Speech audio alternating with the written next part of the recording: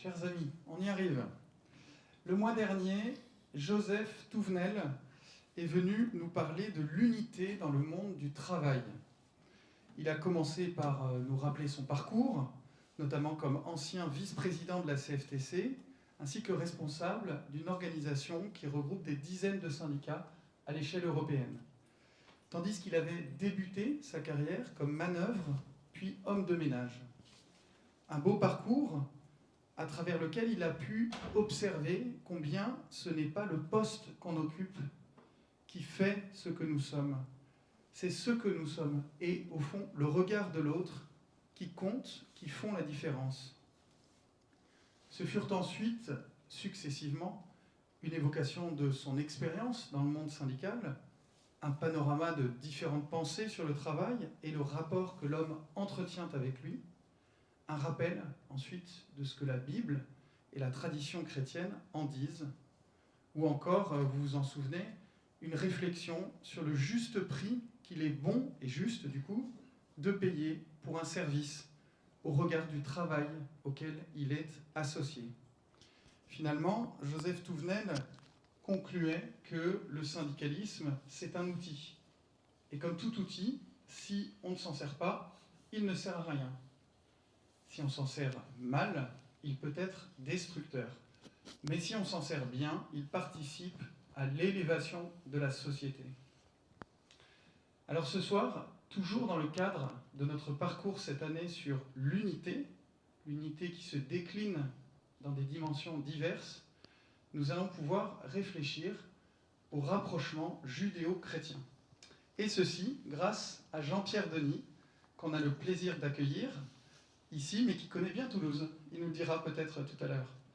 Jean-Pierre Denis qui est écrivain, auteur de nombreux recueils de poésie, dont nul n'est censé ignorer la météo. Je vous laisse méditer.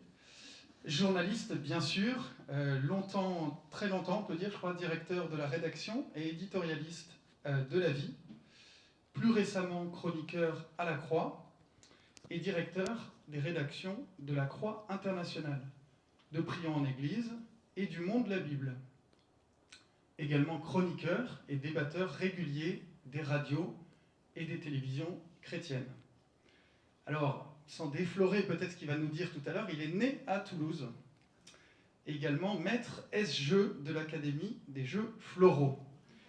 Et puis par ailleurs, auteur de nombreux livres, dont certains en rapport avec notre sujet, pour en citer simplement quelques-uns, Nos enfants de la guerre, Nostra Aetate, le temps de la fraternité, ou encore Un catholique s'est échappé.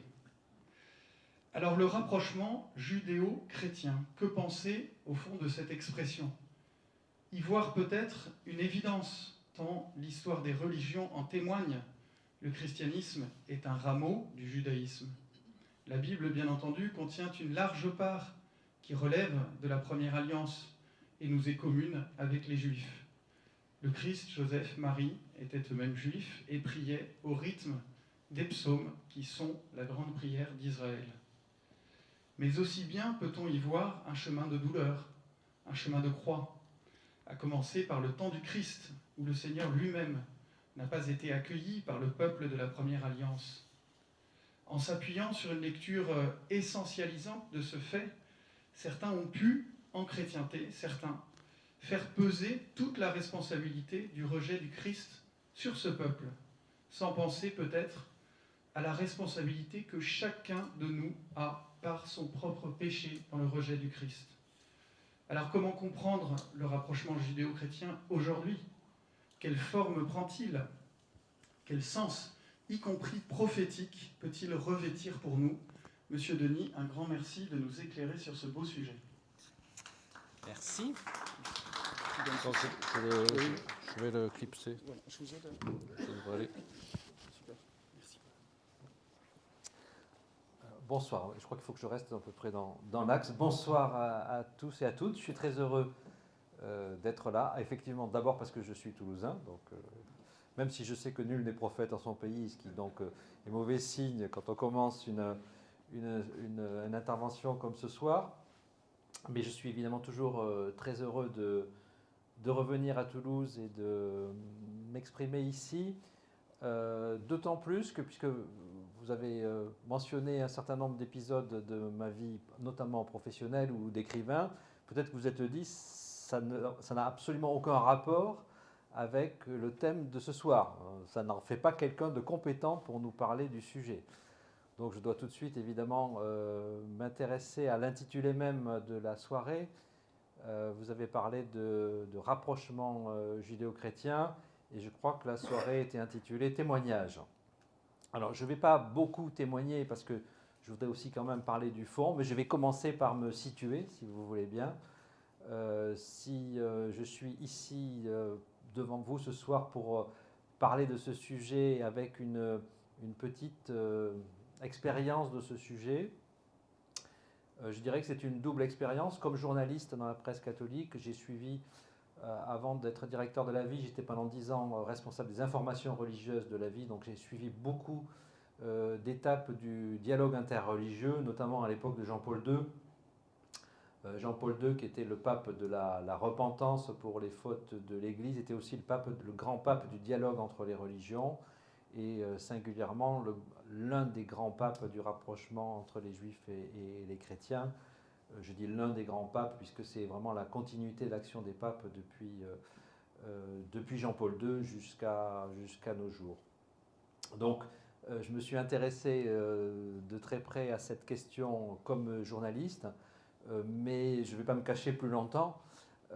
Si cette question m'intéresse, en tant que Toulousain, c'est aussi parce que ma mère, qui est née ici à Toulouse, ma mère est juive, et elle a été cachée pendant la guerre et sauvée donc, par le réseau de résistance de Monseigneur Saliège. Peut-être que, enfin j'espère que tout le monde, ici à Toulouse, même si vous n'êtes pas tous nés à Toulouse, j'espère que ici le nom de Saliège soulève tout de suite quelque chose, hein, que c'est connu. Petit groupe avec lequel on dînait juste avant notre rencontre de ce soir. Je disais que pour moi, Saliège, la résistance catholique globalement est sous-estimée, son rôle dans l'ensemble du paysage de la résistance est sous-estimé par l'historiographie. Donc on connaît la résistance politique en fait et militaire. On connaît mal cette résistance qui n'est pas une résistance politique, même si elle a une visée politique au sens plus noble du terme, mais qui est d'abord une résistance spirituelle et qui a une caractéristique fondamentale, qui a un rapport là aussi directement avec notre sujet de ce soir. C'est la protestation de Saliège contre la déportation des Juifs à la suite des rapports qui lui sont faits sur la situation dans les camps de Noé et du Recébédou. La protestation de Saliège fait rentrer la résistance, en fait, fait rentrer les Juifs, en fait, dans les sujets d'intérêt pour la résistance. On va dire que la question de la persécution des Juifs n'est pas fondamentale pour des mouvements de résistance qui veulent tout simplement d'abord se débarrasser de l'occupant, et on peut le comprendre. Avec la protestation de Saliège, la question de la persécution des Juifs est mise au premier plan, et l'historien Jacques Semelin, qui est un spécialiste des génocides et qui a beaucoup travaillé sur, en particulier, mais pas seulement, donc sur la question du sauvetage des Juifs en France, estime qu'il y a 2 événements importants qui concernent la persécution des Juifs pendant la Seconde Guerre mondiale. L'un est extrêmement connu, je dirais connu de tous, enfin on peut dire que voilà, toute personne cultivée en a entendu parler, l'autre connu de très peu. Celui qui est connu de tous, c'est la rafle du Veldiv, c'est-à-dire c'est le pôle négatif en fait de cette histoire. Et celui qui est connu de très peu, de trop peu, c'est la protestation de Monseigneur Saliège. Voilà. Autour de Saliège, il y a, je ne sais pas si vous le savez, vous me pardonnerez si vous le savez de le dire d'un mot, il y a un réseau de résistance extraordinaire, une résistance intellectuelle à l'Institut catholique de Toulouse. Bruno de Solage, l'abbé Martimor, l'abbé de Norroy, qui sont des figures incroyables. Si on a un peu de temps, ou peut-être on pourra en reparler tout à l'heure. Et puis des femmes aussi, religieuses ou laïques. Thérèse d'Autil, enfin, dans l'entourage de Saliège, en fait, un nombre incroyable de personnalités exceptionnelles qui sont encouragées par cet évêque et qui vont aussi l'encourager, parce que la protestation de Monseigneur Saliège, elle est née du rapport que lui a fait une de ses femmes qui était allée voir les camps les camps dans lesquels les Juifs étaient enfermés, ici, donc à Noé. Et donc ce réseau de résistance exceptionnelle, intellectuelle, sociale, publique par la protestation de Monseigneur Saliège, d'une grande qualité aussi littéraire, hein, c'est un très beau texte, la protestation de Saliège, c'est aussi un réseau qui est en acte. Et donc ma mère et ma tante ont été cachées par des religieuses de l'Aveyron, dans le couvent de Massip. Ma grand-mère est allée frapper, en fait, elle a entendu parler de cette possibilité de placer ses enfants. Elle est allée place Saint-Escarbe à l'Archevêché. Elle a été reçue et puis ma mère et ma tante ont été confiées à ces religieuses qui prenaient des risques absolument incroyables pour sauver ses enfants en venant les chercher à Toulouse, à la gare Matabio. J'ai trouvé récemment une lettre de ma grand-mère qui date de l'époque de la guerre et dans laquelle elle s'affole parce que elle a croisé rue Bayard, une personne de ses connaissances, rue Alsace, comme on dit à Toulouse, enfin, dans le centre de Toulouse, elle a croisé une de ses connaissances qui lui a dit alors, votre fille est partie dans l'Aveyron. Et ma grand-mère dit mais quelle idiote, elle a failli nous faire dénoncer. Voilà. Donc c'était une situation qui était un danger de tous les instants, courue par ces religieuses, qu'on appelle Madame dans leur congrégation, donc Madame Pont-de-Passeur, donc Madame Bergot et Madame Roch, qui ont caché dans leur petit couvent de l'Aveyron 80 enfants juifs, c'est-à-dire à peu près autant qu'elles avaient d'élèves. À un moment donné, il n'y avait plus que des enfants juifs dans ce petit pensionnat de campagne de l'Aveyron. Et j'ai eu un de mes premiers livres, Nos enfants de la guerre, dans lequel je raconte cette histoire. J'ai eu l'occasion de visiter ce couvent qui est malheureusement aujourd'hui fermé. Et il y avait sous le bureau de la directrice une trappe pour pouvoir cacher les enfants en cas d'alerte. Il y avait un petit espace comme ça. On ne pouvait pas se tenir debout sous son bureau. Voilà. Donc une prise de risque absolument incroyable depuis Monseigneur Saliège, figure visible, jusqu'à ces religieuses, jeunes religieuses, qui n'avaient pas spécialement été éduquées, on va dire, dans le philosémitisme, hein, c'est le moins qu'on puisse dire, dans une église marquée par l'antijudaïsme, dans un diocèse, celui de Rodez, marqué avec un évêque extrêmement pétainiste. Donc un réseau de résistance incroyable. Et quand j'entends, c'est d'ailleurs peut-être pour ça que j'étais pas très heureux en tout cas que j'avais quelques réserves sur la repentance de Jean-Paul II en l'an 2000. Je pense que l'Église devrait un peu moins battre sa coulpe et un peu mieux connaître et faire connaître cette figure ces figures en fait de la résistance catholique et s'appuyer sur elle comme source d'inspiration aujourd'hui. Voilà. J'aurai l'occasion de revenir peut-être un petit peu plus sur des aspects plus personnels, mais je voudrais aller au fond du sujet, après vous avoir expliqué pourquoi il m'intéressait. J'ai noté que dans votre cycle de conférences, vous aviez choisi d'aborder la question de l'unité, mais pour ce soir, vous avez parlé de rapprochement. Et je pense que c'est une très bonne idée. On ne peut pas envisager ou rechercher l'unité judéo-chrétienne. Je crois que c'est une notion qui n'aurait aucun sens ou qui aurait comme premier effet de faire fuir l'autre partie, la partie juive, qui serait pas du tout intéressée par cette histoire d'unité, parce que l'unité judéo-chrétienne, ça serait évidemment que tout le monde devienne chrétien, hein, dans nos points de vue chrétiens. Donc ça ne peut pas mener bien loin ce dialogue-là. En tout cas, ça ne serait pas la bonne approche. Donc le rapprochement, ce n'est pas l'unité. Et je dirais que on rapproche ce qui est éloigné. Alors avant d'évoquer ce qui nous rapproche, il faut aussi avoir conscience de ça. Donc il y a dans le dialogue interreligieux, moi pour l'avoir donc beaucoup suivi, j'ai souvent remarqué qu'il y avait on essaie d'éviter les sujets qui fâchent, d'insister sur des petits points communs en fait qui sont des formes d'humanisme assez sympathiques, ou le fait qu'on croit en Dieu. Bon, tout ça c'est très bien, mais ça ne va pas très très loin. Souvent ce sont les chrétiens qui sont demandeurs de ce dialogue. Mais en fait, si on veut vraiment dialoguer, il faut aussi savoir qu'on arrive de loin. Voilà. Rapprochement de parties éloignées, on arrive de très très très loin. On arrive de 2000 ans d'anti-judaïsme, ou peut-être pas 2000 ans, mais en tout cas, on va dire 18 siècles d'anti-judaïsme chrétien, très profondément imbibé, et si profondément imbibé que on croit en être débarrassé, et en fait je ne pense pas qu'on en soit complètement débarrassé. Moi j'en vois des signes assez fréquents, j'en dirais peut-être un petit mot.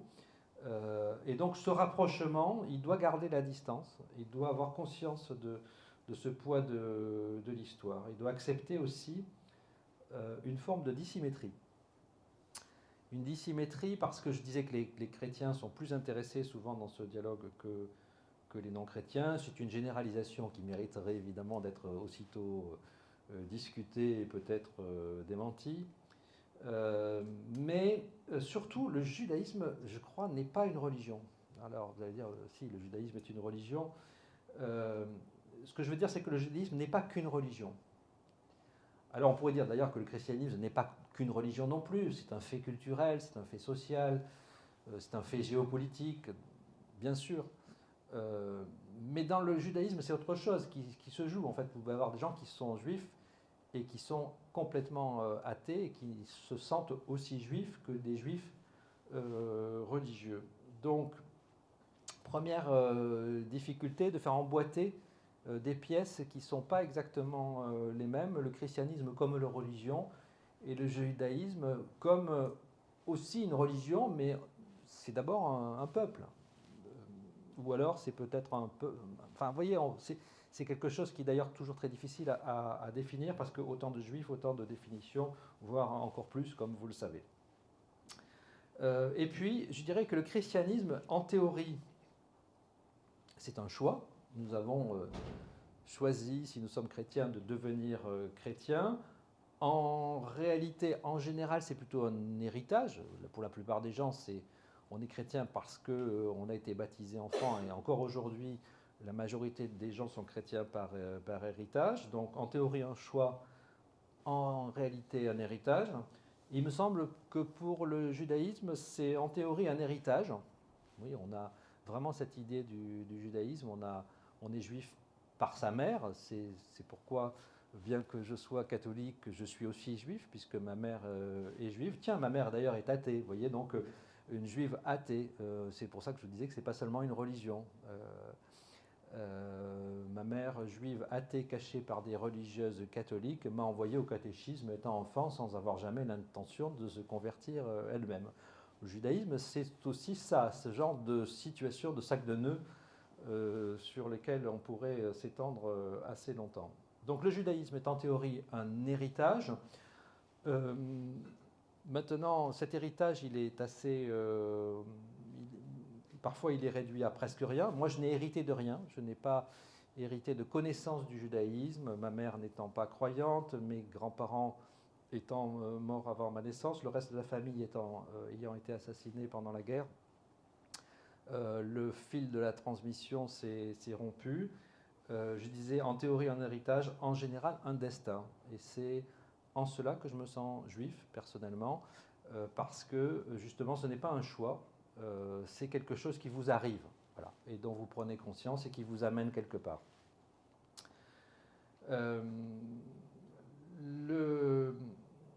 L'une des difficultés aussi de ce dialogue, alors je vais la formuler j'emprunte ça d'ailleurs à c'est très américain, vous allez me dire, mais c'est un titre qui m'avait frappé. Un bon juif est un juif mort.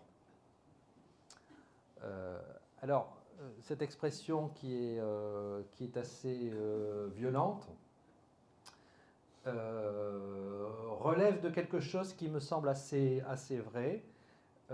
C'est-à-dire que finalement, il y a chez les chrétiens, peut-être, une forme d'idéalisation paradoxale du judaïsme qui fait que les juifs devraient être plus éthiques, plus moraux, plus exemplaires que les autres. Voilà. Alors, sans aller jusqu'à la situation, alors je marche sur des œufs évidemment parce que avec ce qui se passe au Proche-Orient entre le 7 octobre et puis les suites, les massacres à Gaza, bon, on est vraiment dans une situation dans laquelle il faudrait pouvoir mettre beaucoup de nuances, et vous avez vu que j'ai choisi d'arriver plutôt avec des gros sabots, donc j'espère que je ne vous choquerai pas trop, mais il y a une idéalisation paradoxale du judaïsme qui aujourd'hui se heurte, alors ça c'est le point de vue israélien, à un refus absolu en fait de cette demande en disant mais finalement le bon juif c'est le juif persécuté et la naissance de l'État d'Israël c'est le refus d'être encore dans cette figure du juif persécuté. Et après vous avoir raconté en très positif l'histoire de ma mère et des religieuses qui l'ont cachée, je dois quand même ajouter que je suis, en ouvrant un placard dans la maison de mes parents à Toulouse, j'ai découvert des archives familiales que je suis en train d'exploiter, qui seront l'objet de mon prochain livre, et qui m'ont amené à m'intéresser à plus de 3 siècles en fait, d'histoire juive à travers le devenir de mes ancêtres en Bohème, en Allemagne, aux Pays-Bas et puis aux États-Unis, enfin dans un certain nombre de pays. Et j'étais assez frappé de voir quand même que la condition juive était... disons que j'ai constaté que la condition juive était constamment une condition précaire. Voilà. Et donc, l'histoire juive est intéressante parce qu'elle est liée à la grande histoire, parce qu'elle est soumise à la grande histoire, plus que l'histoire d'une famille de paysans français est affectée évidemment par l'histoire, bon, en particulier quand c'est la Première Guerre mondiale, où les paysans partent dans les tranchées. Mais de manière globale, dans l'histoire des familles juives, il n'y a pas un moment où en fait cette situation de précarité ne se manifeste, ou plutôt quand il y a un moment, c'est plutôt de l'ordre de l'accalmie. Et donc la destinée en fait juive, je parlais de juifs de destin, quand on la regarde sur plusieurs siècles, elle est très marquée par cette situation cette nécessité en fait de se soumettre à une situation qui est au mieux une situation de tolérance et au pire une situation de persécution. Je ne m'étends pas là-dessus parce que donc ce récit est en cours de... Je suis en train de travailler sur ces archives, donc j'aurai l'occasion d'y revenir. Il y a aussi une opposition, et là on va arriver sur quelque chose qui me semble être typiquement de l'antijudaïsme subliminal et bien intentionné, que j'ai très très très souvent entendu,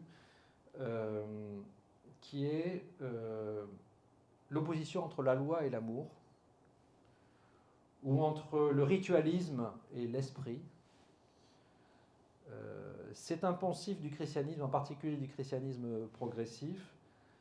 Le christianisme, c'est l'amour, et le judaïsme, c'est la loi. Mais alors, qu'est-ce que c'est que tous ces commandements-là? Ils en ont je ne sais pas combien. Vous voyez ce qu'on entend parfois, voilà. Mais pourquoi ils ont tout ça? Nous, on a l'amour, quoi. C'est tellement mieux. Voilà.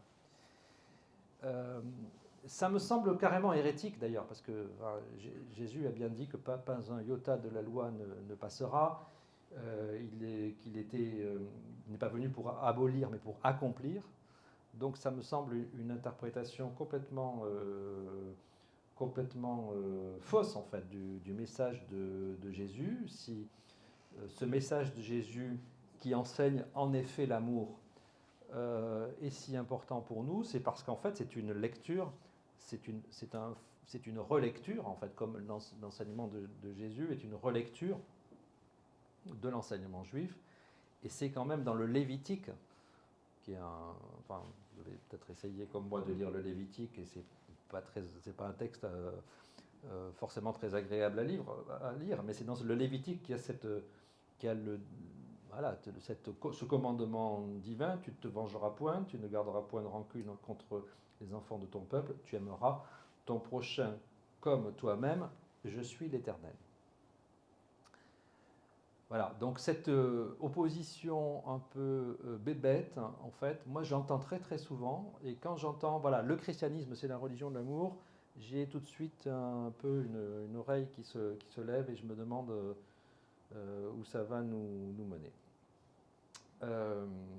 Bon, je vais passer sur quelques aspects. Une dernière dissymétrie. Je vous disais que les chrétiens s'intéressent au dialogue interreligieux en général, plus que les autres.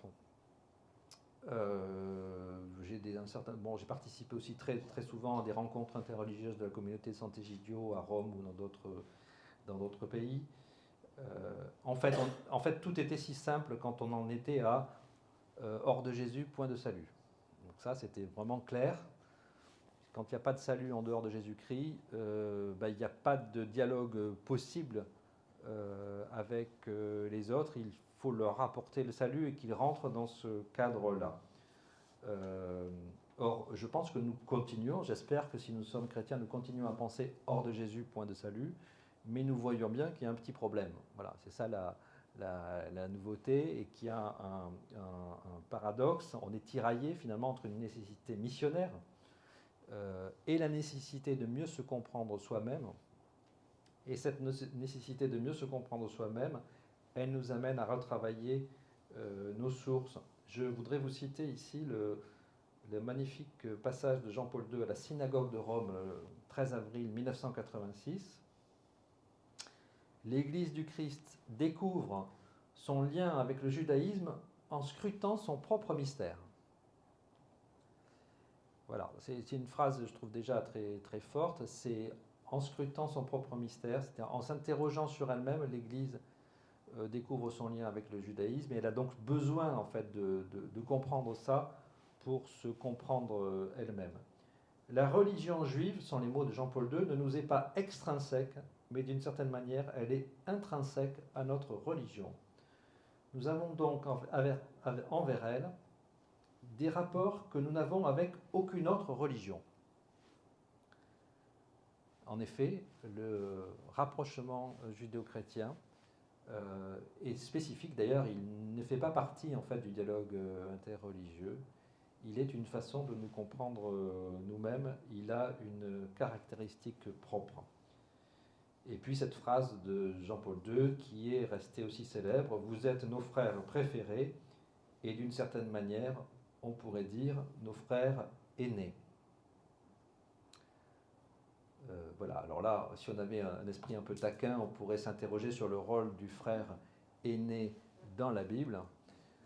Et c'est pourquoi je pense que l'expression de Jean-Paul II n'était peut-être pas si heureuse que ça quand on y réfléchit, parce que vous savez que souvent le frère aîné, c'est celui qui n'a pas l'héritage. Voilà, donc ça. Mais enfin, on voit bien quand même ce que ça veut dire. C'était évidemment dans l'esprit de Jean-Paul II très respectueux. Vous êtes nos frères aînés, c'était une très belle formule et une façon de montrer aussi que nos deux religions, si le judaïsme est considéré ici comme une religion, nos deux religions sont issues, sont contemporaines en fait. C'est pour ça qu'il y a tellement de polémiques dans les évangiles ont gardé la trace. Elles sont issues en fait de ce bouillonnement qui marque le judaïsme un peu avant l'époque du Christ et à l'époque du Christ. Cette fermentation en fait du judaïsme et cette accélération qui va marquer l'histoire juive avec la destruction du temple de Jérusalem et la déportation des Juifs. Déjà, première étape ce que j'évoquais, la destinée juive marquée par les circonstances historiques. Voilà, donc cette formule de Jean-Paul II, vous êtes nos frères préférés, d'une certaine manière on pourrait dire nos frères aînés, malgré les limites que j'ai soulevées voilà, sur la notion de frère aîné, je crois que ça reste une très belle formule. Voilà, je n'ai pas évoqué parmi les autres obstacles à ce dialogue tous les éléphants qu'il y a dans la pièce, mais il y a beaucoup d'éléphants dans la pièce. Il n'y a pas un éléphant dans la pièce, il y a un troupeau d'éléphants. Et évidemment, les circonstances actuelles sont particulièrement défavorables avec ce que produit au Proche-Orient, où il est au fond aujourd'hui très difficile d'aborder ce sujet, d'autant plus que peut-être du côté juif, il va y avoir une demande de solidarité qui sera ou ne sera pas satisfaite. Enfin, ce n'est pas, je pense, quelque chose de très simple aujourd'hui. Je crois que le plus important pour ce rapprochement, et c'est ce que je voudrais aborder maintenant, c'est de nettoyer tout ce qui encombre. J'ai noté dans mes notes, j'ai noté les scories, mais en fait, ce n'est pas des scories, c'est des choses beaucoup plus fortes. La première, c'est la théologie de la substitution. La théologie de la substitution, quand on veut être savant, on le cite en latin, hein, Vetus Israël, Verus Israël, en latin ecclésiastique, je crois que c'est comme ça qu'on prononce, le vieux Israël, le vrai Israël, mais si on veut être un peu moins snob, on dit Ancien et Nouveau Testament, et on entend tout de suite qu'il y a un problème. S'il y a un ancien et un nouveau, c'est qu'il y a une hiérarchie des valeurs. Je crois que c'est Paul Beauchamp, le jésuite, qui disait l'un et l'autre testament, ce que je trouve une belle formule. Voilà, la théologie de la substitution, c'est donc l'idée que le peuple d'Israël a déchu et que donc la promesse passe, l'alliance passe à ce nouveau peuple qui est l'Église en fait. Donc ça c'est la première difficulté. La deuxième, alors on pourra y revenir, mais cet aspect-là est assez connu, hein, c'est la théologie de la substitution, mais ça marque profondément, quand je vous disais qu'on n'entend pas en fait le problème, alors on n'entend pas, quand on entend Ancien Testament, Nouveau Testament, si on est chrétien, on n'entend pas ce que signifie cette expression, en fait son implicite en fait, et pourquoi elle est problématique. Rassurez-vous, je l'emploie souvent, hein, mais voilà, quand on commence à écouter les mots, c'est le poète qui surgit, on s'aperçoit que c'est un peu plus compliqué qu'on ne le pensait. Deuxième point, c'est ce que j'appellerais la théologie de l'endurcissement. Et là encore, vous allez voir, ce sont des choses que on n'entend pas forcément. À partir du moment où on y est attentif, évidemment, on ne voit plus que ça, donc c'est aussi le danger, mais je me réfère ici aux travaux de Daniel Marguerat, qui est un exégète, un spécialiste du Nouveau Testament, protestant. Vous devez peut-être lu d'ailleurs l'un ou l'autre de ses livres. Je cite ce qu'il dit concernant l'évangile de Matthieu. Je dis prends l'évangile de Matthieu parce que quand on s'intéresse à ces questions-là, c'est pas ce qui vient forcément en premier dans les sujets, dans les sujets qui fâchent. Daniel Marguerat dit Matthieu est le plus juif des évangiles et il est en même temps le plus anti-juif. Voilà, comme quoi c'est toujours un peu compliqué. On peut prendre deux exemples en fait chez Matthieu qui sont tout au début et tout à la fin de l'évangile de Matthieu. L'évangile de l'enfance. Qui sont les types sympas? C'est les rois mages. Les mages ils viennent de loin, hein, ils ne sont pas juifs. Qui est le type vraiment pas sympa? On n'est pas loin du temps de Noël, donc vous vous souvenez, vous reverrez l'évangile de Matthieu. Et en fait, finalement, voilà, d'un côté les rois mages, de l'autre Hérode, le méchant et le gentil, le méchant et les gentils. Il y a déjà un élément qui est un peu, voilà, qui fait que la figure d'Israël, en fait, est posé là dans un rôle négatif. Alors, je vous cite les mots de Marguerat. Nous sommes au seuil de l'évangile, mais théologiquement, les jeux sont faits. Dès le chapitre 3, le conflit va se déployer entre Jésus et les pharisiens, que le récit construit progressivement en front du refus. Alors évidemment, quand on parle des pharisiens, il n'y a plus de problème, on ne parle pas des juifs en général. Il y a une polémique entre Jésus et les pharisiens, peut-être que Jésus est proche de ce courant des pharisiens, qu'il le connaît bien, et la raison pour laquelle il polémique avec lui. Mais on voit déjà que la question de ces rapports difficiles avec le texte est posée quand on commence à le regarder de près. Et puis évidemment, à la fin, le récit de la Passion, là c'est carrément très frappant, c'est incontestable. Et je vous avouerai que moi j'ai du mal maintenant à entendre, quand on tombe sur une année où la lecture de l'évangile de Matthieu est lue lors du Vendredi Saint, j'ai du mal à entendre ce texte. J'ai un doute tout d'un coup si c'est le Vendredi Saint ou les rameaux. C'est les rameaux, voilà, tout d'un coup, les rameaux. Et je crois que c'était l'an dernier, me semble-t-il, et ça m'a vraiment marqué pour la première fois, alors que je fais partie des textes qu'on entend toujours. Et tout d'un coup, je me suis dit, mais voilà, il y a un problème en fait dans ce passage, et qui est au moment crucial, c'est ça qui est ennuyeux. Pilate, alors je cite les deux versets concernés. Pilate, voyant que ses efforts ne servaient à rien, sinon à augmenter le tumulte, prit de l'eau et se lava les mains devant la foule. Se laver les mains est un geste de purification juive d'ailleurs.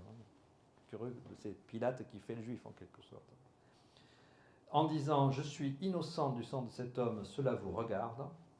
Et le verset suivant, « Tout le peuple répondit « Son sang, qu'il soit sur nous et sur nos enfants ». Et évidemment, « et sur nos enfants », c'est une expression qui est particulièrement problématique. D'abord, c'est tout le peuple, et son sang, qu'il soit sur nous et sur nos enfants. Alors, si je suis tout à fait honnête, je dirais que bizarrement, ce verset extrêmement violent, qui non seulement fait du peuple juif de l'époque collectivement le responsable de la mort de Jésus, mais surtout étend la malédiction en fait aux générations, à la suite des générations. En fait, je ne crois pas que ce passage ait autant que ça alimenté l'anti-judaïsme. D'autres expressions ont peut-être été plus utilisées. Néanmoins, voilà, je pense qu'aujourd'hui, il me semble qu'on ne peut plus lire ce verset de l'évangile de Matthieu sans essayer au moins de le comprendre, de le contextualiser, de l'interpréter. Je trouve que la formule de Marguerat est géniale, hein, le plus juif et le plus anti-juif des évangiles. Voilà. C'est-à-dire ne pas faire de Matthieu, évidemment, ça serait absurde de faire de Matthieu un anti-juif, ça serait idiot. Mais reconnaître qu'il y a dans le texte, des passages qui sont problématiques. Et pourtant, l'évangile de Matthieu, certains le considèrent au contraire même comme un midrash, c'est-à-dire un commentaire en fait de l'évangile de Marc. Vous voyez, donc c'est toujours assez compliqué. Moi, je voudrais juste dire que là, j'aimerais que la prédication catholique, quand elle aborde ces textes où il est question des Juifs, fasse preuve d'une écoute plus juste, au plus près du texte. On aurait peut-être même, d'ailleurs, pardon, pour les prêtres qui sont présents, on aurait une prédication encore meilleure si elle était vraiment à l'écoute du texte et si elle restituait la pensée de Jésus dans son cadre juif. Voilà. Troisième problème que je vois, c'est la théologie de la malédiction. Bon, ces expressions, théologie de la substitution, c'est une expression assez connue. Hein. Moi, j'ai évoqué ensuite l'endurcissement parce que je voulais m'arrêter sur ce thème de Matthieu. Et puis la malédiction, c'est le mythe du juif errant qui est lié d'ailleurs à ce passage. Hein, c'est que son sang soit sur nous et sur nos enfants. Et puis c'est des grands auteurs, c'est ça le problème. C'est des très très grands auteurs, c'est des auteurs qu'on admire, qu'on aime, qu'on lit, qu'on relit. Je vais vous en citer un petit extrait. Quant aux Juifs qui mirent le Christ à mort et ne voulurent pas croire en lui, parce qu'il lui fallait mourir et ressusciter, lamentablement ruinés par les Romains, complètement déracinés du sol de leur royaume, où ils étaient déjà dominés par des étrangers, dispersés par toute la terre, ils témoignent par leurs écritures que nous n'avons pas inventé les prophéties relatives au Christ. Dieu a donc montré à l'Église à propos de ses ennemis, les Juifs, les ennemis de Dieu, les Juifs, hein, Dieu a donc montré à l'Église à propos de ses ennemis, les Juifs, la grâce de sa miséricorde, parce que selon la parole de l'apôtre, leur faux pas a procuré le salut aux gentils, c'est-à-dire à nous. Voilà, c'est saint Augustin dans la Cité de Dieu. Ça n'empêche pas de lire la Cité de Dieu. Quatrième problématique, la théologie de l'évitement ou de l'effacement. Alors là, bon, c'est mon côté peut-être un peu provocateur, mais ce que j'appelle la palestinisation de Jésus, en particulier chez les cathos de gauche.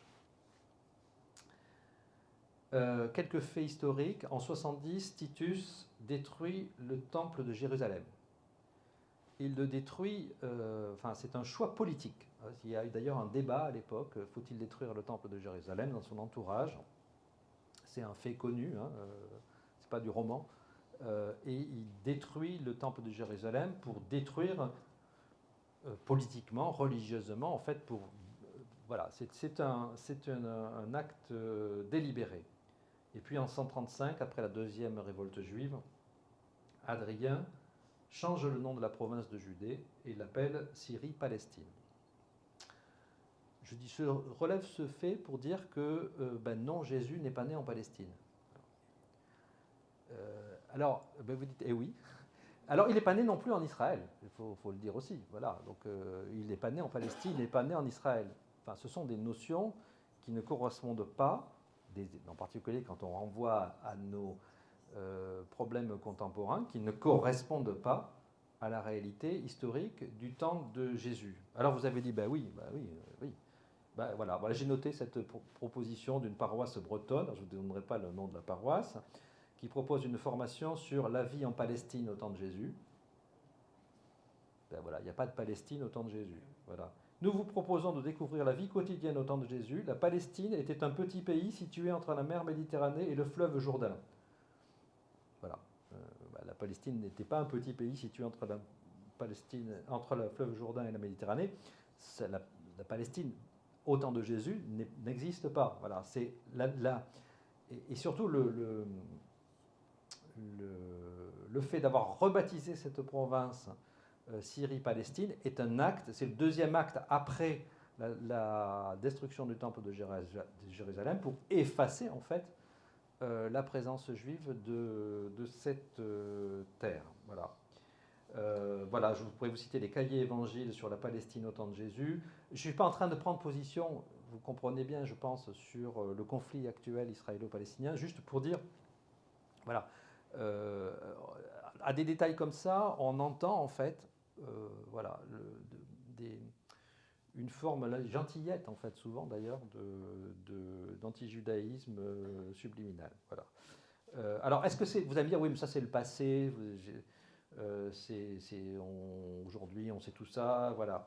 Moi j'ai été frappé par le texte du collectif Anastasis en 2023, c'est un collectif de jeunes intellectuels chrétiens très à gauche, que je suivais avec beaucoup d'intérêt parce que, bon voilà, le courant des cathos de gauche était plutôt en disparition, il était en réémergence avec ces jeunes, donc c'est très intéressant, il se passe des choses intéressante sur le plan intellectuel, mais j'étais très déçu de voir qu'en 2023,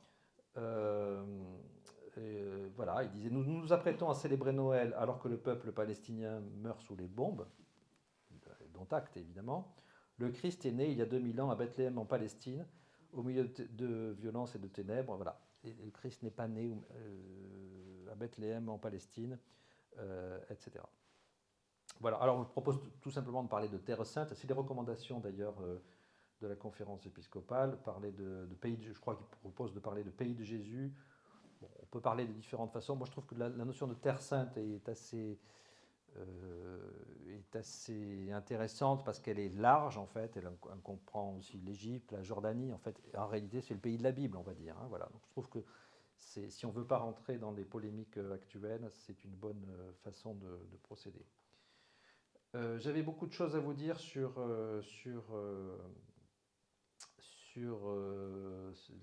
les difficultés. Enfin, ce que je veux dire, c'est que les difficultés de ce rapprochement, c'est qu'il faut voir les choses telles qu'elles sont, voilà, et pas telles qu'on aimerait qu'elles soient. Et donc, on ne peut pas enjamber en fait ces problématiques, ces éléphants, ces nombreux éléphants dans la pièce. Je ne pense pas qu'on puisse les enjamber. Et on ne peut pas faire comme si on n'avait pas 2000 ans d'histoire derrière nous. 2000 ans d'histoire marquée du point de vue chrétien par l'antijudaïsme, et un antijudaïsme qui n'est pas aussi distinct de l'antisémitisme qu'on a bien voulu le dire, et d'autre part, du point de vue juif, par la perception du chrétien comme celui qui veut en fait, de persécuter, spolier, faire disparaître en fait le peuple juif, même si l'Église n'a pas baptisé de force en fait, en dehors de quelques exceptions, mais une perception nécessairement très négative de cette histoire. Je ne peux pas vous en donner tous les détails, mais je voudrais, pour vous inviter aussi à en avoir une vision un peu plus nuancée, je vous dis que la formule de Marguerat, Matthieu est l'évangile le plus juif et le plus anti-juif, qui montre la complexité théologique et textuelle en fait. On pourrait en dire autant de l'ensemble des textes de saint Paul. Maintenant, on pense qu'il y a une évolution en fait de saint Paul, avec d'abord, suite à sa conversion, un Paul très négatif, très, très hostile, hein, et puis un Paul qui change d'avis, en fait, qui s'interroge lui-même et qui écrit pratiquement le contraire, là en fonction des datations de ses écrits. Il y a une formule de saint Paul qui, elle, à mon avis, a une très grande postérité, malheureusement. On retrouve dans la première épître à Timothée, les Juifs ne plaisent pas à Dieu et sont ennemis de tous les hommes. Mais je voudrais m'arrêter sur une autre phrase. Jusqu'à ce jour, chaque fois qu'ils lisent Moïse, un voile est sur leur cœur. C'est la deuxième épître aux Corinthiens. Et en fait, sur beaucoup de portails de cathédrales, alors celui de Strasbourg est très connu, mais il y en a de très très très nombreux exemples, vous verrez d'un côté l'église, d'un côté la synagogue en fait voilée, la tête basse, et de l'autre l'église triomphante. Donc cette image, elle est au portail de la cathédrale de Strasbourg, mais je dis la cathédrale de Strasbourg parce que je la connais, mais je pense que vous regarderez, vous en verrez de très nombreuses illustrations. Ça veut dire quoi? Ça veut dire qu'en fait, cet anti-judaïsme subliminal, il est dans tous les esprits pendant des siècles. C'est-à-dire les gens passent par ces porches, et cette catéchèse en fait, des portails de cathédrale, elle est opérante nécessairement. Donc ça, c'est le mauvais Saint Paul, si je puis me permettre, hein, du haut de ma petitesse de critiquer le grand Saint Paul, mais il y a le bon.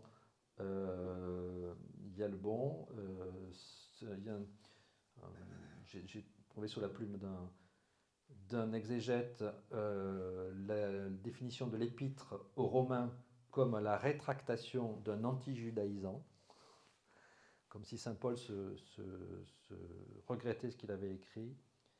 Et puis cette série de questions. Je pose donc la question, c'est saint Paul qui l'écrit: Dieu a-t-il rejeté son peuple? Pas du tout. Moi-même, en effet, je suis israélite, de la descendance d'Abraham, de la tribu de Benjamin. Dieu n'a pas rejeté son peuple que d'avance il connaissait.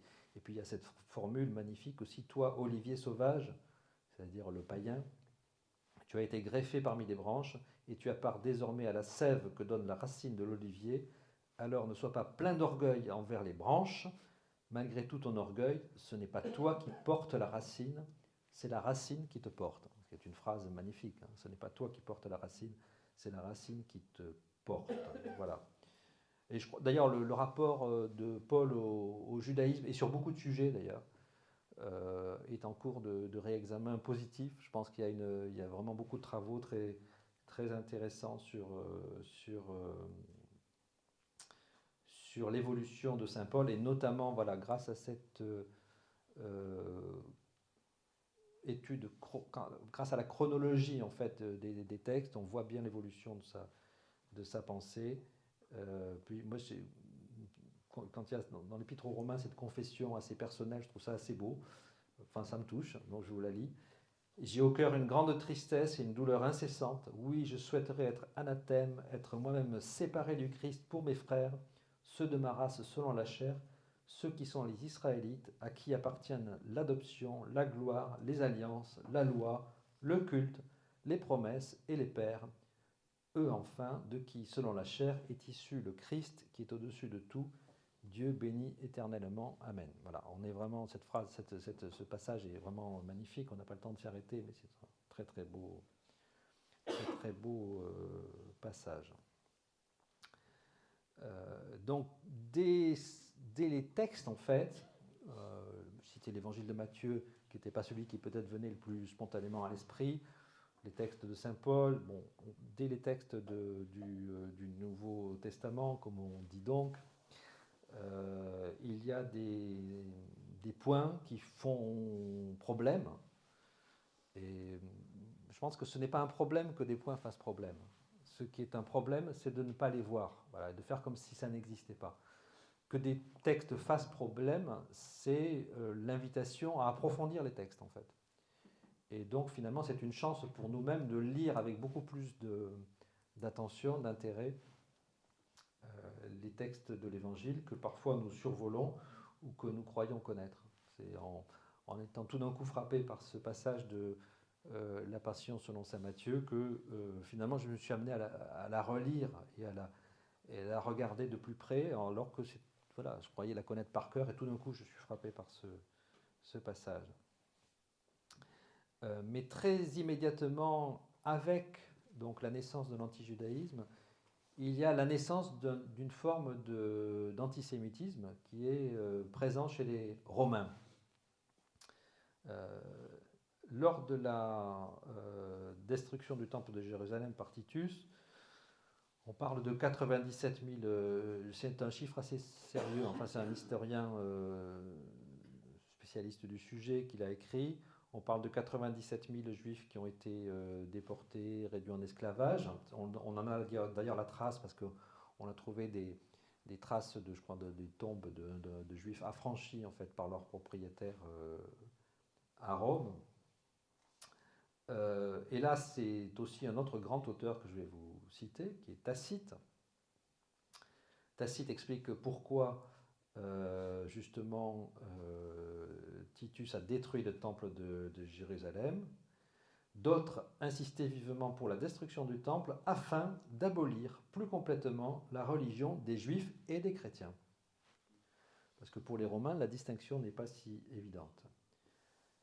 Afin d'abolir plus complètement la religion des Juifs et des chrétiens, ces religions, quoique hostiles entre elles, provenaient des mêmes auteurs. Les chrétiens étaient sortis des Juifs. La racine arrachée, la tige périrait plus facilement. Et vous voyez comment ce texte fait écho, en fait, à celui de saint Paul. C'est la racine qui te porte. Voilà. Alors, ça serait trop long de faire dans les détails, un peu horrible, de faire une histoire de l'anti-judaïsme théologique, mais je vous dirais simplement que l'accusation de déicide, c'est-à-dire le peuple qui a tué Dieu, Jésus, apparaît dès le IIe siècle, hein, donc c'est quelque chose de très ancien. Justin de Naplouse. Après avoir tué le Christ, vous n'en avez même pas le repentir. Dès le IIe siècle. Et puis Saint Jean Chrysostome, pour leur déicide, pas de pardon possible. Les Juifs sont rejetés de Dieu, dispersés et en servitude à jamais. Et puis cette phrase charmante, Dieu hait les Juifs et les a toujours haïs. Saint Jean Chrysostome. Et puis il y a des gens qui évoluent. Alors malheureusement, ils n'évoluent pas toujours dans le bon sens. Alors comme j'ai aussi, vous l'avez remarqué, très mauvais esprit, que d'habitude il y a les gentils protestants persécutés et les méchants catholiques, qui auraient évidemment beaucoup à faire dans l'histoire de l'antijudaïsme catholique. Je vais citer Luther, qui malheureusement a une évolution qui est à rebours de celle de l'évolution de Saint Paul, qui va vraiment du philo-judaïsme à l'antisémitisme. En 1519, Luther, des théologiens absurdes défendent la haine des Juifs. Quel Juif pourrait consentir d'entrer dans nos rangs quand il voit la cruauté et l'hostilité que nous manifestons à leur égard et que dans notre comportement envers eux, nous ressemblons moins à des chrétiens qu'à des bêtes. Texte très fort. En 1523, donc 4 ans plus tard, les Juifs sont de la lignée du Christ, nous sommes des étrangers et de la famille par alliance, ils sont de la famille par le sang, des cousins et des frères de notre Seigneur. En conséquence, si on doit se vanter de la chair et du sang, les Juifs sont actuellement plus près du Christ que nous-mêmes. On aimerait s'arrêter là. Et puis 20 ans plus tard, il y a un texte de Luther qui s'intitule « Des Juifs et de leurs mensonges » et qui, l'extrait que je vais vous lire commence par le plus intéressant, c'est la première phrase. « Nous sommes fautifs de ne pas les tuer. » Voilà. Au contraire, nous leur permettons de vivre librement dans notre milieu, en dépit de tous leurs meurtres, leurs imprécations, leurs blasphèmes, leurs mensonges, leurs diffamations. Nous protégeons et défendons leurs synagogues, leurs maisons, leur vie et leurs biens. Vous voyez que l'antijudaïsme et l'antisémitisme lié au mythe du juif riche est tout à fait lié. De cette façon, nous les rendons paresseux et tranquilles et nous les encourageons à nous plumer hardiment de notre argent et de nos biens. Vous voyez, on n'est pas du tout dans la théologie. Ainsi qu'à se moquer et à se railler de nous avec comme but de nous vaincre. Là, on est dans le mythe du juif, du complot juif pratiquement. Nous sommes avec comme but de nous vaincre, de nous tuer et de prendre tous nos biens, comme il le prie et souhaite tous les jours. Voilà, c'est Luther. Voilà, bon, j'ai pris chez les protestants, c'est pas très charitable, mais on aurait de quoi faire chez nous. Comme je suis peut-être un peu plus long que je ne devrais, je vais, vous me faites signe si, voilà, je vais terminer par des aspects plus positifs et qui vont nous ramener peut-être à la notion de rapprochement. En 1938, donc sous le nazisme, en Allemagne, faut quand même le faire, il y a un rabbin qui s'appelle Léo Beck qui publie Les Évangiles, une source juive. C'est un texte qui a été traduit par Maurice Ruben Ayoun il y a une vingtaine d'années. Et alors, l'apport de Léo Beck, qui est très, très intéressant, c'est de considérer, comme le titre de la traduction française l'indique, d'ailleurs, l'Évangile, une source juive, c'est de considérer que si l'on veut comprendre le judaïsme de l'époque du Christ, et en fait, si on veut comprendre l'histoire du judaïsme, il faut prendre l'Évangile comme un document important et respectable. D'ailleurs, il le dit comme ça, l'Évangile apparaît comme un document, et non des moindres, de l'histoire du peuple juif, une attestation de sa foi. Je trouve que cette précision est importante, une attestation de sa foi, l'Évangile comme attestation de la foi du peuple juif. Je vous cite encore un peu de Léo Beck. Lorsqu'une tradition si ancienne s'offre au regard, ce livre originellement juif qu'est l'Évangile devient un ouvrage et non des moindres dans la littérature juive. Il ne le devient pas, ou plutôt pas uniquement, en raison des phrases qui s'y trouvent et qui ressemblent à s'y méprendre à celles employées par les traditions juives de cette époque. Et il le devient encore moins parce que la forme des phrases et les syntagmes lexicaux de la traduction grecque laissent deviner l'hébreu ou l'araméen de la version originale. Bien au contraire, c'est un livre intégralement et parfaitement juif. Il parle de l'évangile en général, mais enfin on comprend que ce sont les évangiles au pluriel.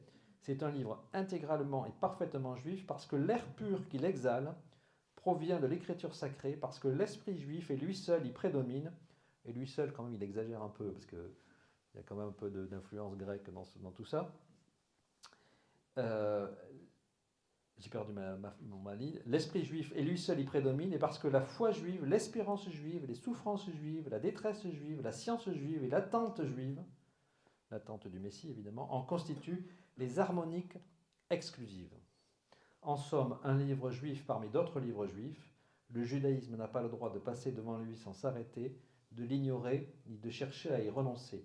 Ici aussi, le judaïsme doit saisir et connaître son génie propre. Voilà, c'est un texte très important parce que tout au long aujourd'hui, enfin, beaucoup de juifs s'intéressent aussi aux figures de l'Évangile, à Jésus, à Paul. Enfin, je ne pourrais pas citer tous les livres, mais il en paraît assez régulièrement. Mais c'est intéressant que ce texte, aussi par son époque, 1938. Je pourrais vous recommander aussi, il y a un petit livre très simple qui s'appelle Les racines juives de la messe du père Jean-Baptiste Nadler, qui est paru aux éditions de l'Emmanuel en 2015, et qui rappelle que la plupart des rites chrétiens s'enracinent dans la culture liturgique juive. Voilà. Et alors, il rajoute aussi, enracinement ne signifie pas duplication. Il ne faut pas tomber non plus dans l'extrême, disant, comme le texte de Léo Beck, exclusivement, comme si les évangiles étaient, pouvaient s'interpréter seulement comme ça. Voilà, on pourrait citer beaucoup de détails que nous ne voyons pas, enfin, de l'architecture religieuse, l'autel, les vêtements, les rites. Jean-Baptiste Nadler, la messe s'enracine dans la liturgie de la synagogue et encore plus dans celle du temple qu'elle accomplit. Alors, très habilement, il parle d'accomplissement parce que c'est la parole même de Jésus. Je ne suis pas venu abolir, mais accomplir. Il en parle peut-être même un peu trop parce qu'à force de dire pas abolir, mais accomplir, en fait, finalement, on se demande quelle est la différence. Mais quand même, on comprend bien ce que ça veut dire. Il y a cet enracinement, cette nécessité pour comprendre notre liturgie, peut-être qu'on nous la comprendrions mieux, de comprendre ses fondations en fait. Alors je ne vais pas rentrer dans tous les détails, on pourrait évoquer l'offertoire par exemple. On ne paraîtra pas devant ma face les mains vides, c'est un passage de l'Exode. Le lavement des mains, qui est je crois un extrait du psaume 50, « Lave-moi de mes fautes, Seigneur, purifie-moi de mon péché ». Le texte du Notre Père, la sanctification du nom. Moi, je me suis souvent interrogé sur ce que ça voulait dire, que ton nom soit sanctifié. Je ne suis pas sûr qu'on soit beaucoup à... je pense que être le seul à me demander ce que ça veut dire, que ton nom soit sanctifié. Et en fait, la sanctification du nom divin, c'est quelque chose qui est profondément enraciné dans la tradition juive. Et puis, il y a une prière prière synagogale qui est prononcée 3 fois par jour avec des bénédictions. Cette prière, c'est la Hamida. Et il y a beaucoup de morceaux du Notre Père qui sont très directement reliables en fait à cette prière juive de bénédiction. Donc bien sûr, il y a source et je dirais interprétation. Et c'est très important de bien situer les choses. C'est pas une reproduction, c'est pas « ah oui, donc le christianisme c'est du judaïsme ». Non, il y a une interprétation. Mais ce qu'il y a, c'est que le judaïsme est interprétation. Donc c'est ça qui est intéressant en fait. C'est-à-dire que le christianisme est une interprétation d'une religion qui est elle-même interprétation. Et c'est pour ça d'ailleurs c'est pour ça d'ailleurs qu'on a choisi de lire l'Ancien Testament et de ne pas supprimer la source. La tradition chrétienne connaît l'importance en fait de cette source précisément parce que les évangiles sont une interprétation et la parole de Jésus est une interprétation. Voilà, donc il y a beaucoup d'éléments dans la structure de la messe, dans la prière. J'évoquais le Notre Père, peut-être même dans la liturgie de la parole, le fait de lire le texte et de le commenter, des choses que nous ne voyons même pas et qui sont étroitement liées en fait à la structure même du judaïsme. Évidemment, c'est particulièrement le cas de l'Eucharistie. On peut là évoquer le Seder, qui est le repas familial pour la fête de Pessah, donc la fête de Pâques. Voilà, donc beaucoup d'éléments pourraient être cités ici. Je voudrais juste vous dire qu'il y a beaucoup de travaux qui sont menés, voilà, des travaux depuis des dizaines d'années maintenant. Je crois que, par exemple, il y a un livre qui s'appelle Un certain juif, Jésus, de John Paul Meyer, qui était un prêtre catholique, je ne sais pas s'il est toujours vivant, je crois qu'il est mort, mais prêtre catholique et professeur de Nouveau Testament à l'université Notre-Dame aux États-Unis, 5 volumes sur ce sujet, publié au CERF. Il y a un livre magnifique, alors si je dois vous en conseiller un, c'est celui-là moi, qui m'a permis de comprendre beaucoup de choses. Fils de Dieu, fils de l'homme, c'est des expressions que on entend souvent, on ne sait pas ce que ça veut dire en fait. On ne sait pas d'où ça vient, on ne sait pas trop ce que ça veut dire. Enfin, moi, je ne savais pas trop ce que ça voulait dire. C'est Daniel Boyarin, qui est professeur de Talmud à Berkeley, donc professeur de Talmud, et qui a beaucoup travaillé sur cette continuité en fait entre judaïsme et christianisme. Son livre donc s'appelle Le Christ juif. Et lui, sa thèse, c'est que la séparation, en fait, j'ai beaucoup parlé des problèmes dès le début, mais en réalité, la séparation du judaïsme et du christianisme, c'est un processus qui dure plusieurs siècles. Pour lui, elle n'est terminée qu'au IVe siècle. Donc il y a 3 siècles de bagarre, en fait, de tiraillement, de rapprochement, d'absence de conscience, en fait, de la différence dans certains milieux. Et voilà, je cite cette phrase de Daniel Boyarin, « Le judaïsme de l'Évangile était franchement et entièrement un mouvement juif messianique, et l'Évangile est l'histoire de ce Christ juif. » Alors voilà, donc il évoque les notions de fils de Dieu, de fils de l'homme. C'est intéressant parce que pour lui, les Juifs attendaient un Messie, ça tout le monde le sait, mais un Messie qui est à la fois humain et divin, et ça peut-être que les Juifs eux-mêmes ne le savent pas. Dans le judaïsme de l'époque de Jésus, la figure du Messie humilié, qu'on considère comme finalement profondément chrétienne, enfin, c'est quelque chose qui est pour nous très très lié évidemment à la figure du Christ. Elle ne vient pas de nulle part, en fait, ce n'est pas une génération spontanée. D'ailleurs, elle est évoquée dans le Talmud. Pour lui, d'ailleurs, le judaïsme cultiver l'idée, je vous cite cette phrase parce que c'est très important, parce que c'est complètement à rebours de ce qu'on croit. Le judaïsme cultivait l'idée d'une seconde personne divine venue sur terre sous forme humaine comme Messie. Donc une sorte de... Voilà, il y a un bouillonnement théologique en fait dans le judaïsme pré-chrétien, ou d'avant l'époque du Christ, qui contient beaucoup des notions que nous pensons comme étant spécifiquement chrétienne et marquant la différence avec le judaïsme. Et peut-être que chrétiens et juifs seront d'accord là-dessus, alors qu'en fait, historiquement, c'est faux. Enfin, en tout cas, c'est la thèse de ce livre très sérieux, Le Christ juif.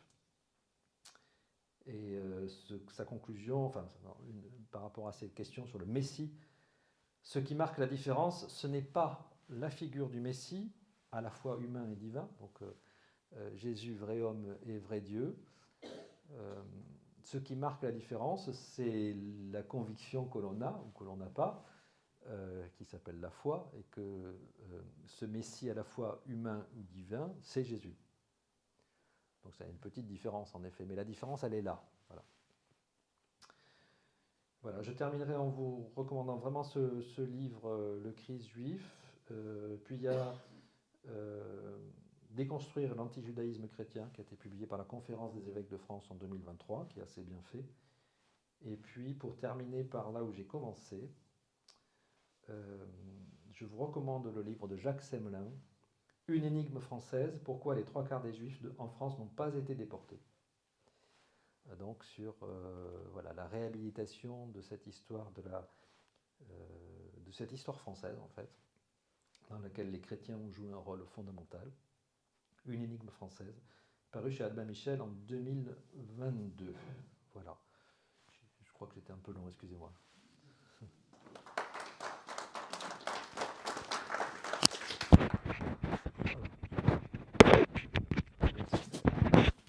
Merci beaucoup. On va prendre le temps de questions.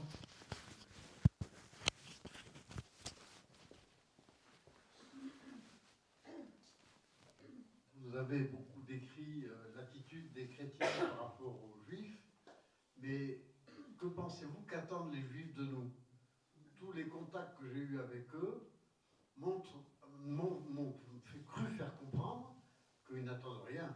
Ils se sentent à part et ils n'ont pas besoin de nous. Alors c'est difficile dans ces conditions-là d'opérer un rapprochement.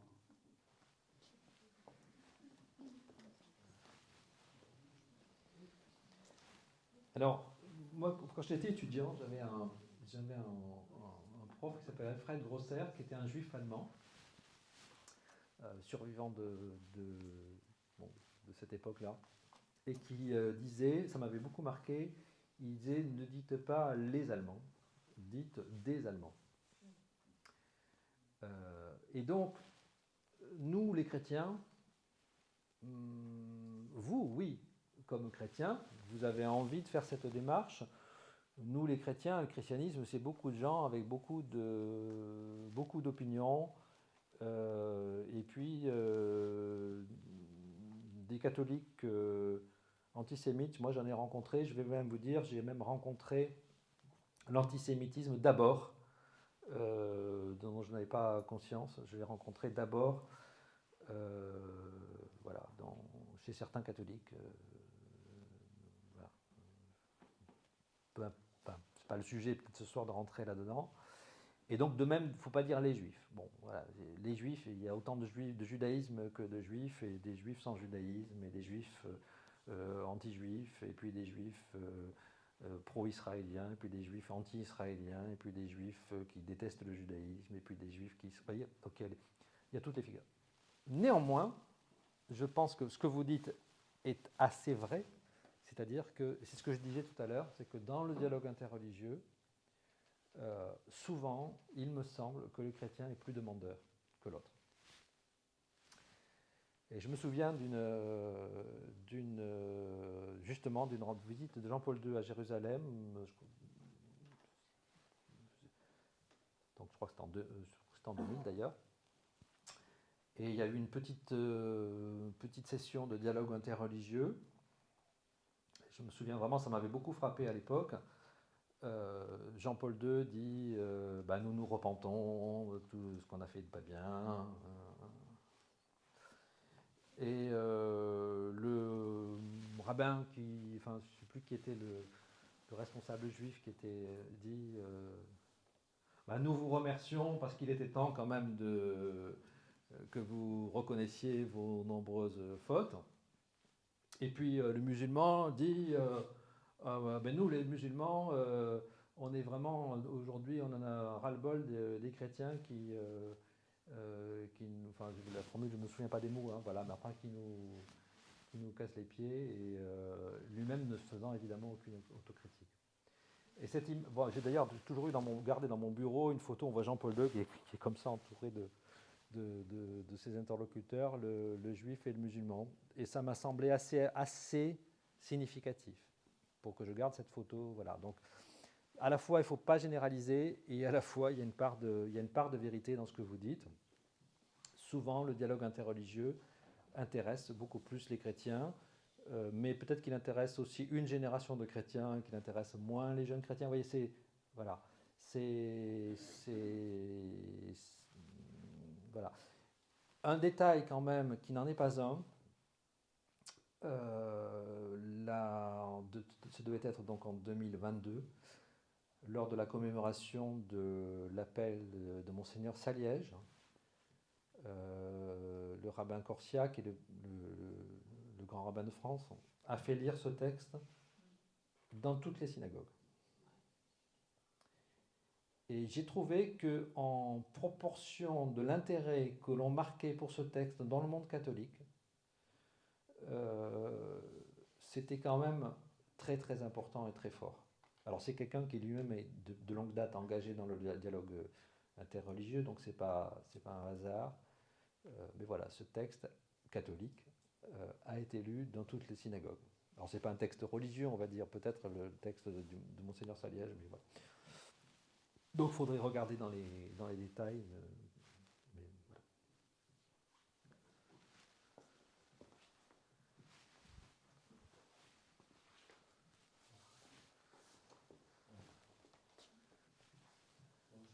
Je vais essayer de le formuler, mais c'est un peu difficile.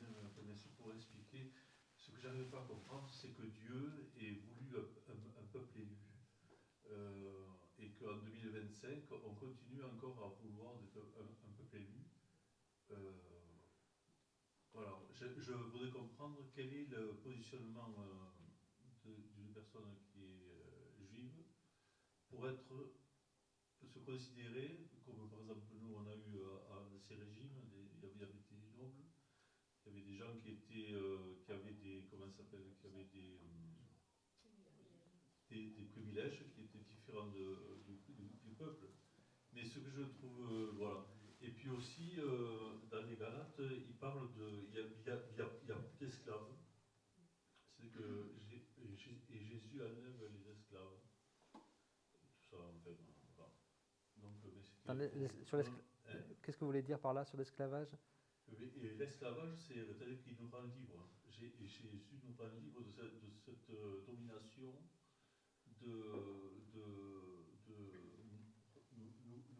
nous rend tous égaux. Enfin, moi, je le ressens comme ça en tant que chrétien. Et avec les juifs, avec tout le monde, il y avait les juifs en tant que personne.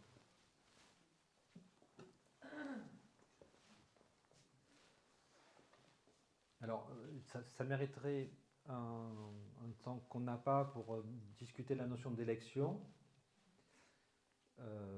sur laquelle, à mon avis, vous faites une interprétation qui me semble à côté de ce qu'est l'élection, en fait. Parce que l'élection, c'est pas un privilège, en fait, c'est un... Alors d'abord, on peut dire que...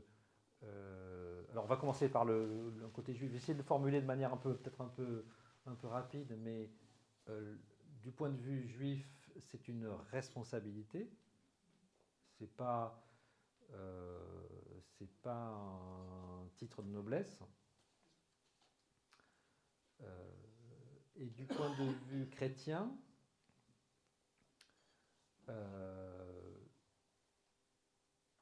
si vous enlevez l'élection, en fait, si vous enlevez en fait, c'est quoi? C'est-à-dire l'élection, c'est quoi? C'est l'alliance de Dieu avec son peuple, avec un peuple.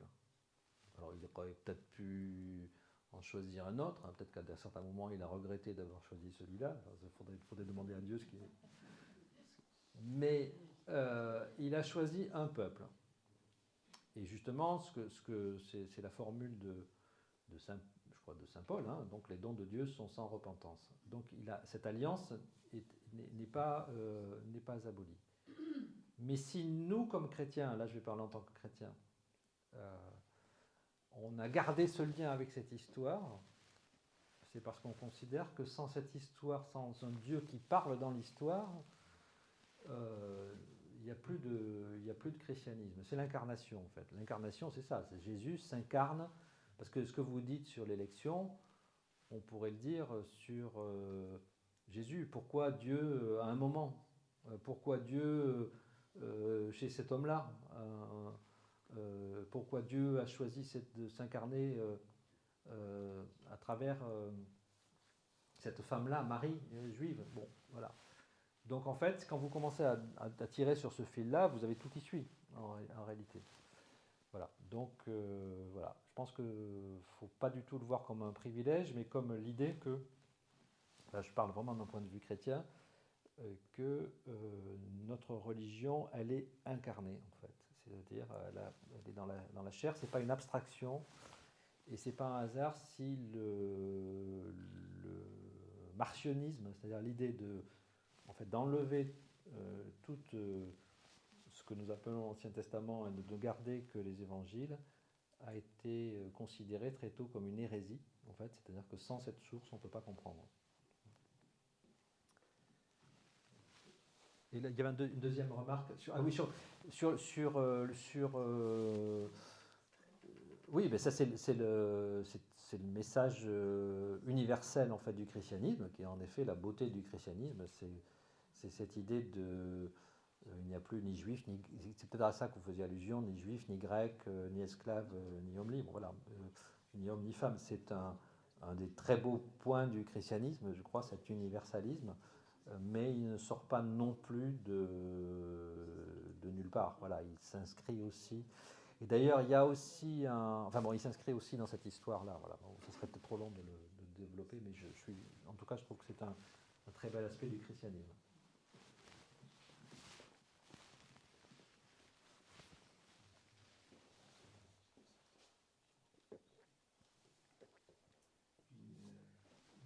Je vous remercie de tous les éclairages que vous avez apportés. En particulier cet éclairage historique, c'est en 70, en 35. Donc la question que je me posais, donc Jésus est mort en 30, et on dit souvent que les évangiles ont été écrits bien longtemps après sa mort. En 64 pour l'évangile de Marc, dans les années 70 pour Matthieu et Luc, et en 90 pour Jean. Après la mort et la résurrection du Christ, après l'ascension, les chrétiens se rassemblaient pour prier et célébrer ensemble. Donc on peut penser qu'à la suite du Christ, ils ont perpétué le rite de l'Eucharistie. Mais en ce qui concerne la parole, la première partie de la messe, s'il n'y avait pas d'évangile, est-ce qu'ils ne lisaient que des textes de l'Ancien Testament ? Alors là, vous dépassez mes compétences. Vous dépassez mes compétences, mais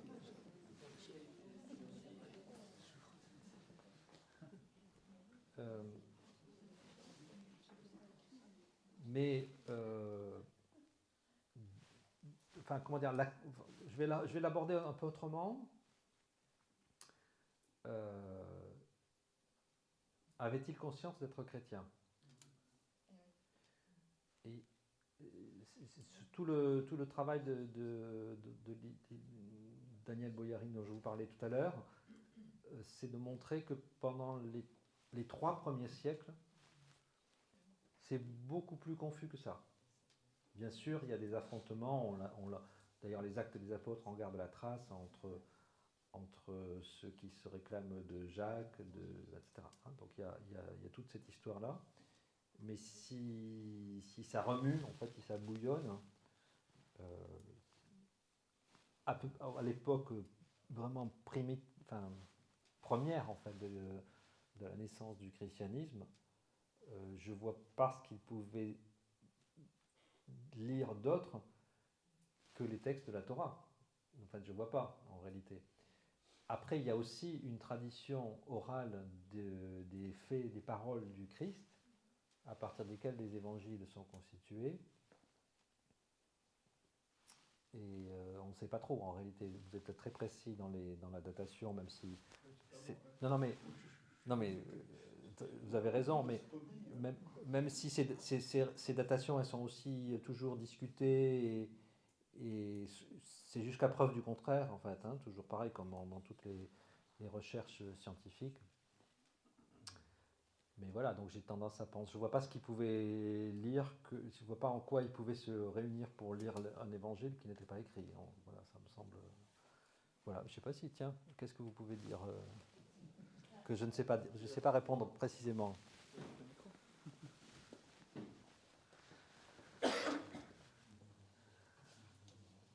Alors c'est mon sujet de mémoire. Ah, voilà. Enfin, plus ou moins. Puisque je suis étudiant à l'Institut supérieur de liturgie à Paris, en même temps que d'être prêtre ici, et d'être le délégué, je fais ma petite pub diocésaine, mais je suis aussi chargé par l'archevêque d'être le délégué pour l'Église auprès des communautés juives de notre département. Et mon sujet de mémoire était de savoir si notre liturgie de la parole, au moment de la réforme du Concile, a connu un ressourcement dans la tradition juive, parce que quand on lit les Actes des Apôtres, mais quand on va à la synagogue le samedi matin, rue Balapra, eh bien on voit qu'il y a d'abord le passage de la Torah, ensuite un passage des prophètes qui consonne avec le passage de la Torah, des psaumes, une prédication. Ça ressemble quand même, de près ou de loin, à ce qu'on a retrouvé, parce que ce n'était pas cette configuration-là dans la liturgie de la parole au moment de l'Eucharistie. Ce qui est évident, c'est que pour les Juifs des premiers siècles, et soyons très larges, quand on parle des Écritures, c'est la Torah. Il n'y avait pas d'autre écriture. Parce qu'aussi on se situait, et on se situe encore pour eux, dans une tradition orale. Et il ne fallait surtout pas écrire des passages que l'on considère comme inspirés, puisque les Écritures ont un statut particulier et unique. Et dans les Actes des Apôtres, eh bien, après la résurrection, avant la rédaction de nos évangiles, qui ont été écrits pour des besoins bassement matériels, on va dire, pour que les erreurs ne se perpétuent pas, pour qu'on puisse aussi transmettre le message propre des chrétiens. Ce qui est très touchant, c'est qu'ils vont à la synagogue, même après la Pentecôte, Pierre va au temple, ils vont à la synagogue, et surtout le Shabbat matin, pour écouter la loi, pour écouter les prophètes, pour écouter les psaumes. Donc ça, c'est la chose qu'on peut plus ou moins dater. Le seul témoin historique, c'est Saint Justin. Et c'est d'ailleurs un très beau passage où il décrit ce qui semble être l'assemblée chrétienne du dimanche. Donc on est au IIe siècle. Eh bien, il parle que les chrétiens se retrouvent le dimanche, ils prient ensemble, ils écoutent la loi, les prophètes. Donc on retrouve le schéma de la synagogue, les Écritures, et Justin dit la mémoire des apôtres. Et beaucoup de spécialistes reconnaissent une amorce de ce que nous on appelle l'évangile. Donc dès le IIe siècle, dans les assemblées chrétiennes, il y a les paroles, mais on pourrait se demander si ce n'est pas, comme vous le disiez, une interprétation.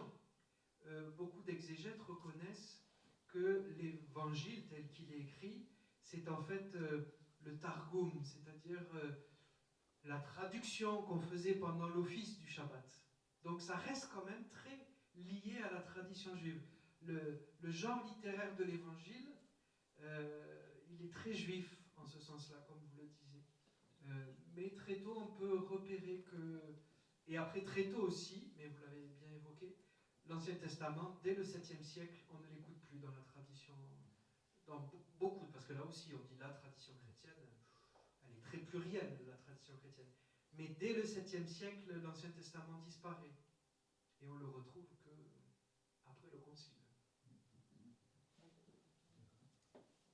Après quel concile? Après Vatican II.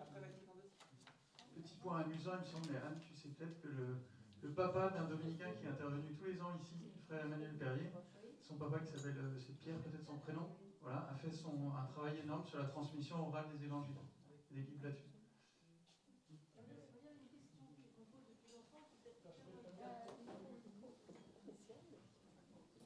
J'ai une question qui est peut-être, je pose depuis longtemps, mais qui est peut-être totalement idiote, mais je l'assume. C'est quand on parle de l'Ancien Testament, par rapport au Nouveau Testament, chez les Juifs, la Torah ne fait pas tout l'Ancien Testament. Et alors, pourquoi? Qu'est-ce que c'est que cette partie de l'Ancien Testament qui n'est pas dans la Torah? Vous avez déjà en partie répondu. La Torah, voilà,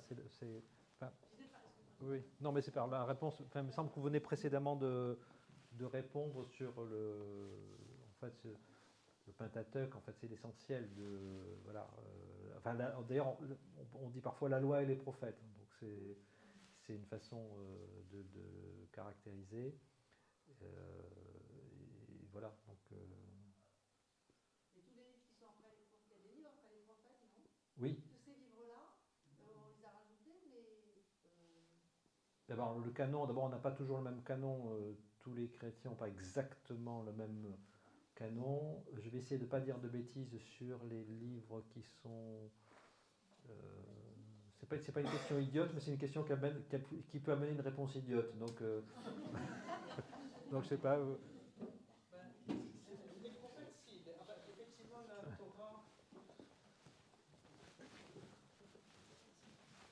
qui est fondamental, c'est la Torah, que nous on appelle le Pentateuque, les 5 premiers livres. Le canon des prophètes, à part erreur de ma part, on le partage avec eux. Ce sont dans les écrits, et qui peuvent être plus tardifs, où là il y a des divergences que j'ignore. Mais Bon. On peut dire que la structure fondamentale des Saintes Écritures, elle est commune entre les chrétiens et les juifs. Bon, ça me rassure que vous ignoriez ces détails. Voilà. Bon, non, mais il y a des détails. En fait, c'est des détails. C'est-à-dire, par exemple, le livre d'Esther, il y a l'Esther grecque. Enfin, voilà, il y a des choses.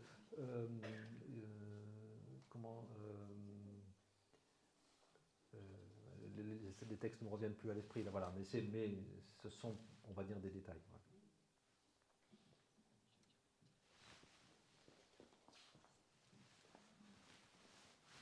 Est-ce qu'il y a encore une question peut-être? Oui, alors du coup, le Talmud. Excusez-moi, et du coup, le Talmud, qu'est-ce que c'est? C'est une explication de la Torah? Oui, c'est une. Alors, c'est une. Alors, je vais essayer de ne pas dire de bêtises, mais. On peut dire que le Talmud est contemporain des évangiles. C'est très schématique de le dire comme ça, mais il y a un passage progressif, en fait, d'un judaïsme qui s'appuie sur donc, la Torah, comme on vient de l'évoquer, et l'interprétation orale de la Torah, à un judaïsme qui bascule vers une interprétation orale devenue texte, c'est le Talmud en fait, et qui peut-être, à certains égards, prend le dessus et devient le fondement même du judaïsme tel que nous le connaissons et tel que les Juifs le connaissent, et qui est donc un peu différent, ou en tout cas aussi, je dirais aussi biblique que ne l'est l'Évangile. Vous voyez ce que je veux dire? On pourrait dire, pour le dire d'une autre façon, qui me sera propre, hein, qui n'est pas la façon peut-être orthodoxe de le dire, on pourrait peut-être dire que les évangiles sont un Talmud des chrétiens. Vous voyez, c'est-à-dire c'est une façon de, comme vous l'avez dit, c'est-à-dire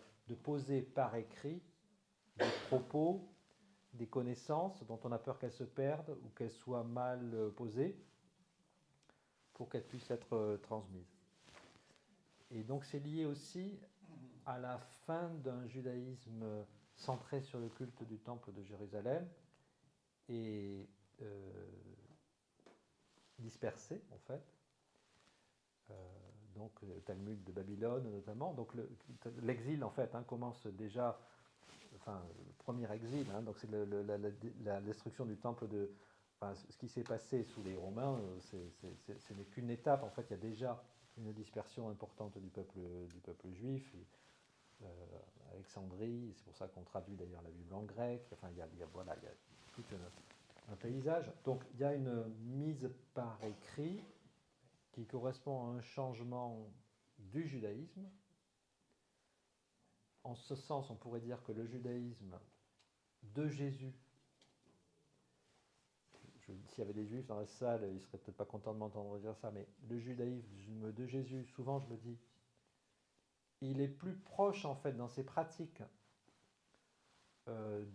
du judaïsme de son époque que ne l'est le judaïsme d'aujourd'hui, dans la mesure où on voit bien dans les évangiles, vous l'avez évoqué d'ailleurs, enfin, le culte du temple de Jérusalem, enfin dans les évangiles on voit bien, il y a l'importance du temple de Jérusalem. Par quoi on va remplacer le temple?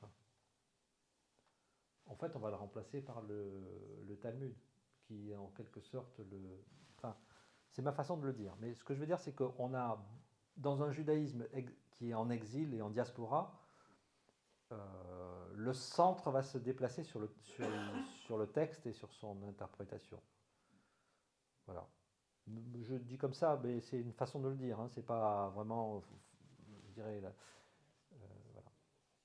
C'est-à-dire que la doctrine qui était au temple, en fait, avec la destruction du temple, on va passer à un judaïsme synagogal, c'est-à-dire Oui. que c'est les synagogues réparties dans la diaspora qui vont devenir les centres de doctrine. Et pour garder l'unité du judaïsme dans les synagogues depuis Alexandrie jusqu'en Europe ensuite, etc., il a fallu effectivement mettre par écrit, comme les chrétiens l'ont fait aussi, effectivement, comme on l'a dit, pour les évangiles, pour garder cette unité qui était avant garantie par le temple, et qui n'existe plus à partir de sa destruction. Alors après, le synagogue, c'est jamais qu'une maison d'études. Hein. C'est l'école, en fait, la synagogue. Hein. Donc, c'est aussi une des dissymétries que l'on a. Pour nous, une église, c'est pas un lieu d'étude, c'est un lieu de culte. Et peut-être que le rapport des protestants à leur temple est plus proche de celui des juifs à leur synagogue. Enfin, en tout cas, c'est pas un lieu, à proprement parler, sacré. Enfin, on pourrait pas le... Voilà. Enfin, je dirais, en tout cas, dans nos catégories chrétiennes, ça ne coïncide pas. Mais les synagogues, il y en a déjà au temps de Jésus. Hein. Il y a la synagogue de Capharnaüm. Bon, donc en fait, il n'y a pas un moment où on a parlé là plusieurs fois de la destruction du temple de Jérusalem, mais c'est un processus qui s'étale sur plusieurs siècles. Et moi, ce que je trouve vraiment fascinant, c'est de voir ce bouillonnement intellectuel, théologique, spirituel, philosophique, l'influence aussi de la pensée grecque. On a beaucoup là parlé ce soir de l'importance du judaïsme pour comprendre le christianisme, mais dans l'autre sens, il faut aussi voir, enfin, ce qui est extraordinaire, c'est cette greffe en fait de la Bible et de la pensée grecque. Donc tout ça bouillonne. Et ce qui est très compliqué, c'est de démêler cet écheveau, et surtout l'idée qu'il n'y a pas un point fixe, en fait. C'est un processus qui s'étale sur plusieurs siècles. Je vous disais tout à l'heure, il y a une vraie discussion pour savoir à quel moment les deux religions ont conscience d'être séparées. Voilà. Et bon, c'est pas du tout évident de trancher cette question entre le 2e et le 4e siècle. Il y a de la marge, en fait.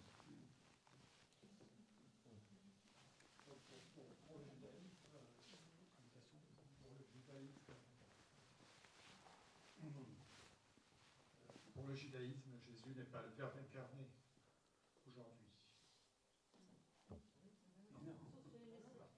La notion de verbe incarné, d'ailleurs. Ouais. Mais nous devons tout quand même au judaïsme, puisque il fallait bien que le Christ naisse dans une famille déterminée,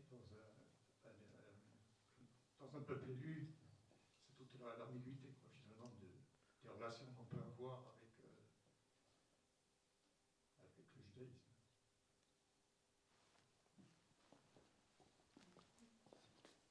Alors, j'aurais envie de vous laisser le dernier mot, mais j'ai envie de dire nous devons tout à Dieu. Ouais. mais on doit quelque chose, effectivement, au choix de Dieu, de passer par l'histoire de ce peuple et les bagarres de ce peuple avec Dieu, qui sont une constante de l'Ancien Testament, que nous n'appellerons plus Ancien Testament. Dans cette histoire de ce peuple qui prend progressivement conscience de ce qu'est Dieu, son caractère unique, c'est pas si évident dans les premiers temps des Hébreux, et qui d'ailleurs les textes en gardent la trace, et qui petit à petit avance dans la compréhension et dans la fidélité et l'infidélité à son Dieu. Voilà, donc c'est à Dieu qu'on doit tout ça. Merci à lui.